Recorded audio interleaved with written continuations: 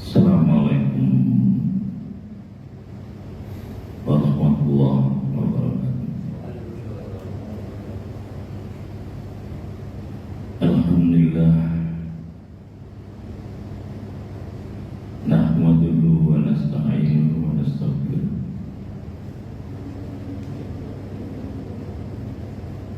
wa na'udzu billahi min syururi anfusina wa sayyiati a'malina. May yahdihillahu fala mudilla lahu wa may yudlil fala hadiya lahu. Asyhadu an la ilaha illallah wahdahu la syarika lahu wa asyhadu anna Muhammadan abduhu wa rasuluh. Allahumma shalli wa sallim wa barik ala nabiyyina Muhammad wa ala alihi wa sahbihi ajma'in. Amma ba'd. Bapak Ibu jamaah salat subuh Masjid Al-Aqsa yang dirahmati Allah, alhamdulillah pagi hari ini kita diberi kenikmatan yang sangat agung, yaitu kita dihidupkan kembali, diberikan kekuatan, juga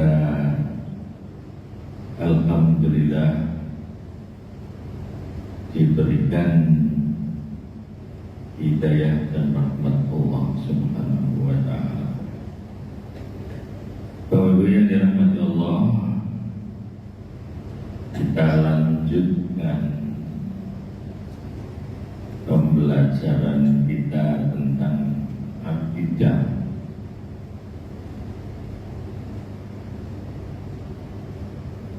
Kitab akidah yang kita pelajari pagi hari ini nyampe pada bab Al-Mizan. Al-Mizan itu apa? Timbangan. Setelah kemarin telaga Al-Haud, telaga spesial diperuntukkan untuk umat Nabi kita Muhammad Sallallahu Alaihi Wasallam. Dalam hadisnya kemarin, "Man syariba lam yadma abada." Maka barang siapa yang minum dari telaga itu tidak akan haus selamanya. Nah, itu spesialnya telaga Al-Haud, yang mata airnya diairi dari telaga Kausar yang ada di surga, khusus untuk umatnya Rasulullah SAW yang mengikuti sunnah-sunnahnya. Nah, sekarang kemudian kita menginjak pada bab Al-Mizan. Al-Mizan itu timbangan. Timbangan itu untuk menimbang, menakar, mengukur amaliyah kita. Jadi amal kita di dunia ini ada dua, yaitu amal syah,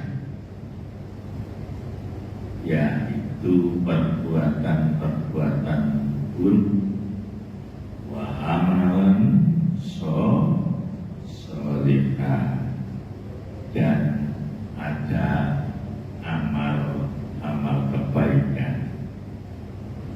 itu nanti yang akan ditimbang dibandingkan oleh Allah. Kira-kira masa hidup kita itu lebih banyak berbuat buruk, beramal keburukan, atau beramal soleh. Al-mizanu al-alatul lati tukrahu biha maqadirul asya. Al-mizan itu yaitu alat yang dipahami bahwa alat itu maqadirul asya, untuk mengukur segala sesuatu, mengukur, menimbang, menakar. Wal murad bil mizan guna mizanun hakikiyun lahu kitani asitani yudahu liwasni a'malil ibad yaumal qiyamah. Wal murad, ya, dan yang dimaksud bil mizan dengan timbangan itu guna di sini mizanul hakikiyun, ya timbangan yang sebenarnya itu. Lalu kita punya dua sisi, apa itu? Pundak gitu ya, beban. Untuk hasilani yudahu liwasni, taruh di atasnya itu bebannya apa? Akmalul ibad, yaitu perbuatan hamba Allah yaumal qiyamah, pada hari kiamat. Jadi dua sisi tadi itu, satu sisi amal keburukan, satu sisi amal soleh atau kemuliaan. Tapi idharul adl ar-rabbani, di dalam timbangan itu kemudian ditampakkan oleh Allah Subhanahu wa Ta'ala keadilannya, seadil-adilnya. Tidak ada yang ketinggalan. Makanya kita sebagai orang yang beriman, di dalam berucap, di dalam penglihatan, di dalam menyimak, di dalam melakukan perbuatan yang dilakukan oleh tangan kita, juga pikiran-pikiran kita, sebelum kemudian kita melakukannya, hendaknya banyak-banyak dipikir.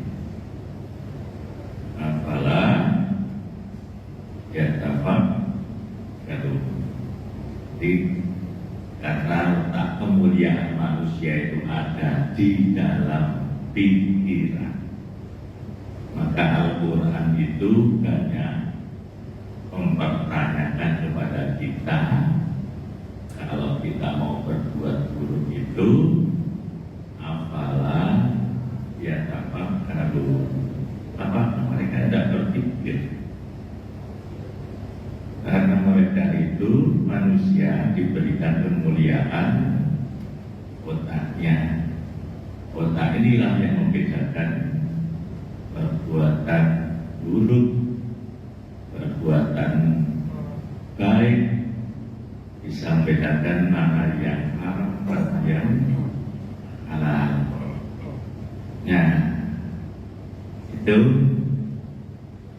supaya timbangannya nanti itu banyak kebaikan. Kalau kita mau berbuat buruk harus dipikir dulu, karena semua kita ini pasti dicatat amalia kita. Yang baik dicatat oleh malaikat, yang buruk juga dicatat. Nah, fala tudlamu nafsun syai'an. Maka di dalam menakar itu menimbang, tidak ada satu hamba pun yang dizolimi oleh Allah. Semuanya transparan. Fala tudlamu syai'an. Tidak ada hamba Allah yang dizolimi sedikit pun. Syai'an. Fahadara tabaraka wa ta'ala a'mal insan wa in kana misqala habatin min khardal. Allah hadirkan, Allah tampakkan perbuatan-perbuatan manusia. A'mal insan, semua perbuatan manusia ketika ditimbang di tangan itu. Wa in kana misqala habatin min khardal, walaupun sebesar apa itu, ya kerikil gitu ya, walaupun sebesar biji kedelai. Khardal itu pasir-pasiran atau kerikil-kerikilan begitu ya. Lidhari makom dirinya. Kenapa kecil-kecil begitu loh ditampakkan? Ya untuk menakar yang sesungguhnya. Kira-kira hidup kita itu lebih banyak dosanya atau lebih banyak amal solehnya. Jadi semuanya ditampakkan untuk mengukur lidhari maqadiriha, untuk menampakkan ukurannya. Liyakuna jazaa bihasabiha, untuk menentukan balasannya. Jadi oh ini pedagang itu kan begini. Kalau menimbang barang yang diambil oleh konsumen, oh ini sakon, tapi nanti harganya sekian. Nah begitu. Di akhirat nanti juga begitu. Oh ini sampai berbuat amal sholat ini ya, maka balasannya ya dibeli oleh Allah, balasannya segini. Nah, nanti kita total di belakang. Nah begitu. Nah, wa takunu mawazinul a'mal wa ta'addada, dan itu terjadi timbangan amal-amal manusia itu muta'addad, beragam amal perbuatan ditimbang apa muta'addidah, bermacam-macam hasil perbuatan kita di dunia. Waqad yakunu mizan wahidan wallahu qadirun ala kulli syai'. Jadi timbangannya cuma satu, wahidan wallahu qadirun ala kulli syai'. Tapi Allah maha kuasa atas segala sesuatu. Walaupun timbangannya satu, tapi juga bisa menimbang semua amal perbuatan kita, baik itu yang baik maupun yang buruk. Wal adillatu ala subutil mizan wa zulama as-sirafika. dalil-dalil yang menguatkan bahwa adanya timbangan amal perbuatan itu sangat banyak sekali di dalam Al-Quran. Yang banyak kita hafal adalah faman saqulat mawazinuhu faulaika humul muflihun. Maka barang siapa yang berat amal timbangan amal solehnya, faulaika humul muflihun. Itulah orang-orang yang beruntung, orang-orang yang sukses, orang-orang yang menang. Dan fa'amma man saqulat mawazinuhu fahuwa fi 'aisyatir radiyah. Maka barang siapa yang berat amal timbangan kebaikannya, fahuwa fi 'aisyatir radiyah, maka ia termasuk hidupnya yang diridhoi oleh Allah Subhanahu wa ta'ala, masuk surga. Wa amma man khaffat mawazinuhu fa ummuhu hawiyah wa ma adraka ma hiya narun hamiyah.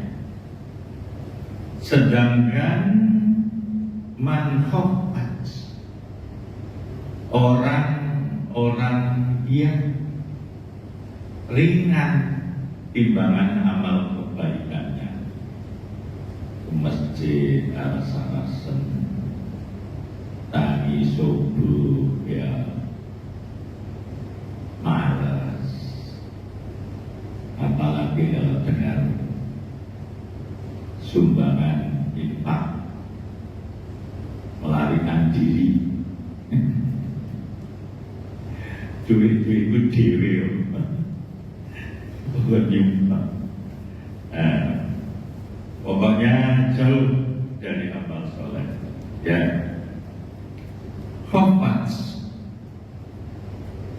ringan timbangan amal kebaikannya, artinya tidak memiliki atau memiliki amal kebaikan cuma sedikit. Ya, kalau musim sekarang kita sebutnya Islam KTP, artinya apa? Ya, beriman pada Allah, tapi menjalankan syariatnya itu malas. Dan itu kita khawatir tumbuh subur di kalangan generasi muda kita. Ya, memang dalam surat Maryam itu Allah berfirman, kita itu ditinggali generasi yang faqalafa min ba'dihim khalqun adza'us shalah, ya, wattaba'u syahawat. Di surat Maryam ayat berapa itu? 54 atau 45 gitu. Kita itu ditinggalin generasi, cirinya bagaimana? Atau sholat, mas, sholat itu mas. Kalau kita lihat menjamurnya warung-warung kopi itu ya, kafe-kafe, anak-anak itu yang standby di situ generasi muda, dan maghrib itu musiknya malah dibesarkan, kemudian tidak berpikir ini waktunya sholat atau bagaimana, atau sholat. Dan kalau kita cek, baik itu lain dari kampus-kampus swasta atau ada yang di kampus-kampus apa itu negeri. Nah, jadi waktunya apa itu isoma itu ya, perkuliahan itu ketika ada itu arahnya mahasiswa itu banyak yang ke kantin, bukan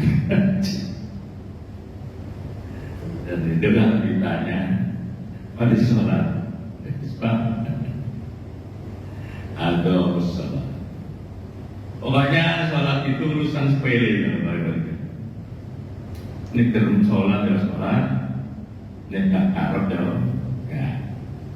Wata mau syahwat, dan generasi kita itu kata Allah dirinya adalah senantiasa memperturutkan hawa nafsunya. Ya itu generasi kita sekarang, maka kita harus hati-hati terhadap akidahnya anak-anak kita sekarang karena ya itu rintangannya. Di akhir ayat surat Maryam tadi itu fasawfa yalqauna ghayya. Akan kamu akan mendapati generasimu itu tumbuh dewasa menjadi orang yang sesat, orang-orang yang tidak tahu Tuhannya, tidak tahu sunnah nabinya, tidak tahu ajaran-ajarannya yang benar yang mana.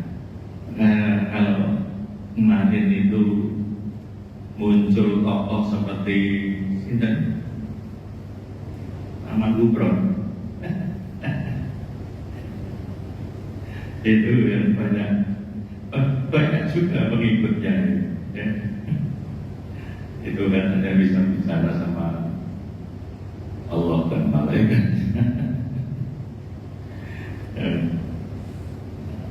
Maka akan muncul apa yang sesat-sesat seperti itu. Ya itu. Jadi balik lagi pada bahasan al-mizan. Wa amma man faqat mawasilu fa ummuhu hawiyah.